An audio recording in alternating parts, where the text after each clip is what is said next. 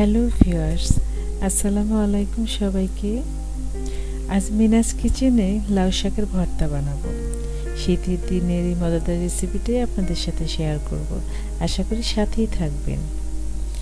এই ভর্তাটা বানানোর জন্য কিছু লাউ শাক অর্থাৎ লাউয়ের পাতা নিয়ে নিয়েছি, ভীষণ কচি পাতা। এই ভর্তাটা খুব বেশি মজা হবে যদি পাতাগুলো কচি হয় বা জ্বালা হয়। এই লাউ শাকটা এভাবে করে দেখে নেব ভিতরটা ক্লিন আছে কিনা, এবং একটা কাঁচি দিয়ে এর ডাঁটাগুলো এভাবে করে কেটে নিব। সবগুলো শাক কেটে নিব এবং সুন্দর করে ধুয়ে ক্লিন করে নিব। এই দেখুন, এই শাকটা ভর্তা করার জন্য লাগবে আলু, 2-3টা পেঁয়াজ কুচি, কাঁচামরিচ, সরিষার তেল। এখন আমি শাকটা সিদ্ধ করে নিব। এই জন্য চুলায় একটা পাত্র দিয়ে দিলাম এবং সবগুলো শাক এভাবে করে সিদ্ধ বসিয়ে দিব। এর সঙ্গে 3-4টা আলু দিয়ে দিব আর পরিমাণ মতো পানি।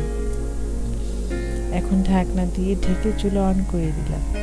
কিছুক্ষণ পর ঢাকনা উঠিয়ে দেখে নেব কি অবস্থা।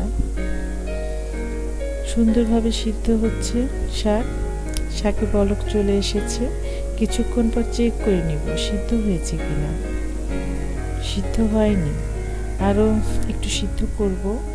4-5টা কাঁচামরিচ দিয়ে দিব। এবার কিন্তু সিদ্ধ হয়ে গিয়েছে।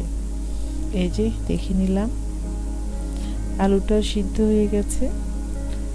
চুলা বন্ধ করে দিলাম। এই যে শাকের পানিটা ঝরিয়ে নিয়েছি এবং আলুটাও ছিলে নিয়েছি। কাঁচামরিচটাও সুন্দর সিদ্ধ হয়েছে। এখন ভর্তা বানানোর জন্য একটা পরিষ্কার প্লেট নিয়ে নিলাম। এখন কাঁচামরিচ 3-4টা নেব।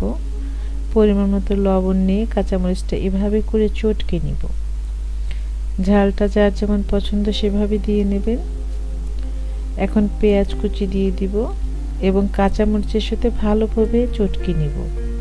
পেঁয়াজ কুচিটা একটু বেশি দেবেন, তাহলে বেশি ভালো হবে, টেস্টটা অনেক বেশি ভালো আসে। এখন পরিমাণ মতো সরিষার তেল অ্যাড করব। এভাবে করে পেঁয়াজ মরিচের সাথে মাখিয়ে নেব। এখন শাকের আলু একসঙ্গে চটকে ভর্তা বানাবো এভাবে করে। এই শাক ভর্তার সঙ্গে আলু দিলে ভর্তার টেস্ট অনেক বেশি ভালো হয় এবং ভর্তাটা গ্রেভি হয়। সবটুকু লাউ শাক এভাবে করে ভর্তা করব। হয়ে এসেছে আমার লাউয়ের পাতা ভর্তা বা লাউ শাকের ভর্তা। ঝাল লবণ ঠিক আছে, আমি চেক করে নিয়েছি। এখন একটা বাটিতে উঠিয়ে নিব এভাবে করে। এই দেখুন কতটা সুন্দর হয়েছে এবং ভীষণ সুন্দর ফ্লেভার আসছে। লাউ শাকের ভর্তা গরম ভাতে অসাধারণ খেতে।